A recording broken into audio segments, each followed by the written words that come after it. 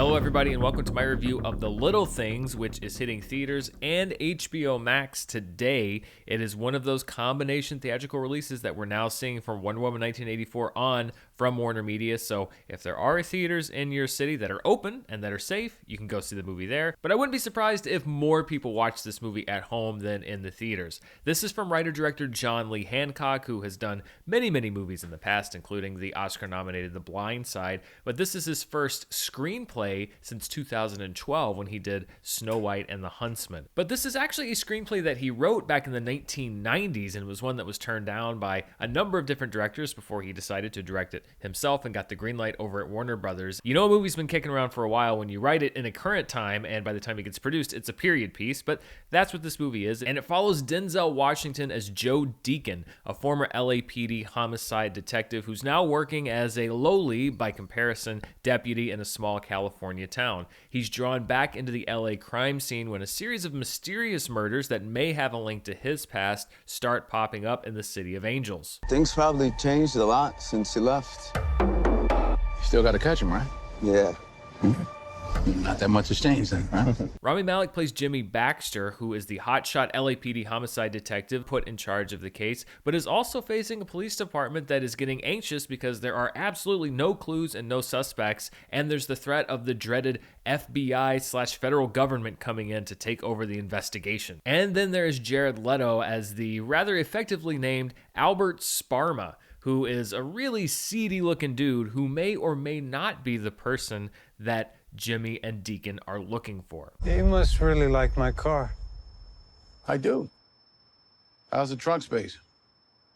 If this all sounds a little pulpy, that's because it really is. I mean, this is a throwback movie in more ways than one. The plot of this film sounds like something that you would read on the back of a paperback novel on the bookstand outside Hudson News as you're killing time between connecting flights between Salt Lake City and Denver, or at least when we did things like catch flights between Salt Lake City and Denver. Plot-wise, it's really nothing you haven't seen before. As a matter of fact, you could probably modify this movie into a halfway decent episode of Law & Order SVU, and you wouldn't have to make too many changes. The real anchor here is the cast. You have a Best Supporting Actor and Best Actor Oscar winner in Denzel Washington, a Best Actor winner in Rami Malek, and a Best Supporting Actor winner in Jared Leto. And they do what you need a cast to do. They elevate the material, because this could have been a very forgettable thriller, a very forgettable crime drama that just kind of blends into the wallpaper of all the other crime dramas that come out. Instead, this is only a halfway forgettable crime drama, and it really is notable because of the performances from these three main cast members.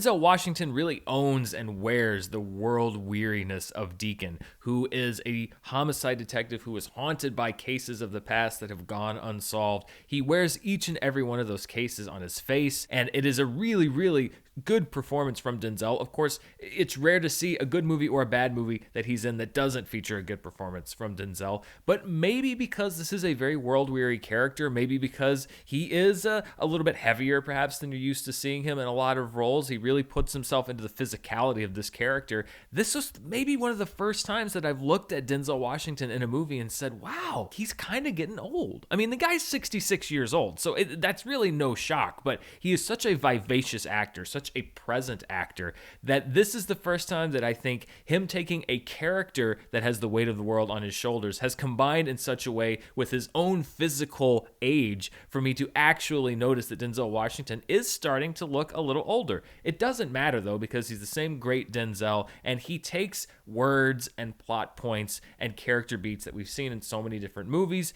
and makes them his own and makes this movie work. And then you have Jared Leto as Albert Sparma, the is he or isn't he possible killer in the movie. And, you know, the annoying thing about Jared Leto is that he can be so off-putting off screen. You hear about these antics and he's at a retreat and he's sending people stuff, and the only flip side to that is that he is actually a pretty good actor. And this role, he reminds me of like Mr. Oogie Boogie from Nightmare Before Christmas or Edgar from Men in Black. He's like a hollowed out human being that's just a sack full of cockroaches inside. I mean, he is a really creepy looking dude. Sometimes he can throw himself into a part in a way that's very obtrusive and annoying. Here, he really does blend into this character, and he gives him a very genuine creepiness. He taps into the very creepy side of himself, which Perhaps that's easy for him to do. I don't know the guy personally. For the movie to work, both the detectives and the audience have to kind of look at this guy and say, like, he's the guy, right? But is he the guy? I mean, he's definitely the guy, but what if he's not? But he definitely is. But is he? And Jared Leto does that in this performance. It's not a showy performance. It actually works for the movie.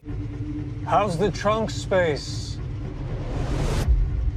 Of the three leads, I think that Rami Malek kind of draws the short straw here because you have a really compelling, mystery potential killer here, and you have the lead detective with, a very mysterious past in Denzel Washington, and then you have Rami Malek, who's just kind of there. There's nothing wrong with his performance. It's just that there's not much there to the character other than like the young buck who's got a lot of learning to do in a movie that has several cliches in it. Rami Malek's character is the most cliched, and again, it's a credit to him that he's able to make this character somewhat interesting because there's not a lot there on the page. Like most mysteries, The Little Things is most effective when it is putting its pieces on the board and spinning this web of intrigue, and I'd say it's about a 2-hour movie. For the first hour and 15 minutes, I was very deeply engrossed, and what kind of separates a great mystery from a good mystery is when the great mystery keeps you on board all the way to the end and you're kind of left with your jaw dropping and like, wow, that's crazy. This movie wasn't quite that for me. It was a very intriguing setup, and then it pays off in a way that you kind of in the movie and you're like, okay, yeah,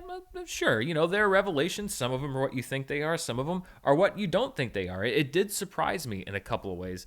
But as I mentioned, it's elevated by a strong cast, really good cinematography from John Schwartzman, a score that I really dug from Thomas Newman, and in a movie like this where atmosphere is everything, having a great score can add so much to those scenes. I will recommend The Little Things because it does excel in these areas, but if you're looking for a game-changing mystery, that's not what you're going to get. This is very much a throwback to the kind of crime movies that we saw a big surge of back in the mid to late 90s that we still get from time to time. I've been pretty critical of this whole Warner Brothers HBO Max deal, largely because of the rollout. I don't think that it was rolled out very well, especially with letting the different talent know, and there was apparently some real friction between Denzel Washington and the talent in this movie when they found out that their work was going to be on a streaming service unexpectedly. But this is the kind of movie where that arrangement makes sense. I don't really know how much box office appeal it would have. I guess maybe in the normal times, in the late January times, with the kind of star caliber that this movie has, then The Little Things may have made a pop at the box office, but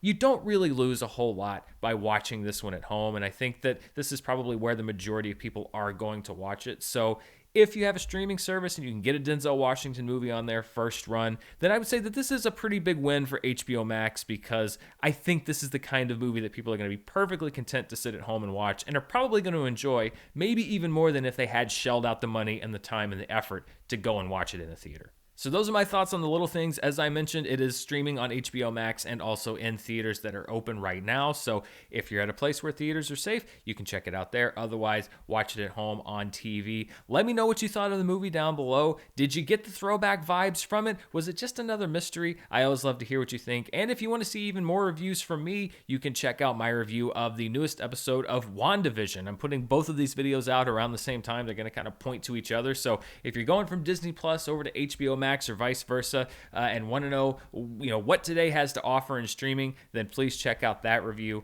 And also, if you want to see even more of what I'm doing, you can check me out on Patreon at patreon.com/Dan Murrell. We're wrapping up the month with our monthly movie club, and we're also going to be rolling into February with a lot of great stuff. We'd love to have you come join us there. And as always, you can check out my podcast, All My Movies, which is on the Schmodown Entertainment Network, but also available as an audio podcast on Apple, Stitcher, Spotify, wherever you like to get your podcasts. Thank you so much for watching. We'll see you next time. Stay safe.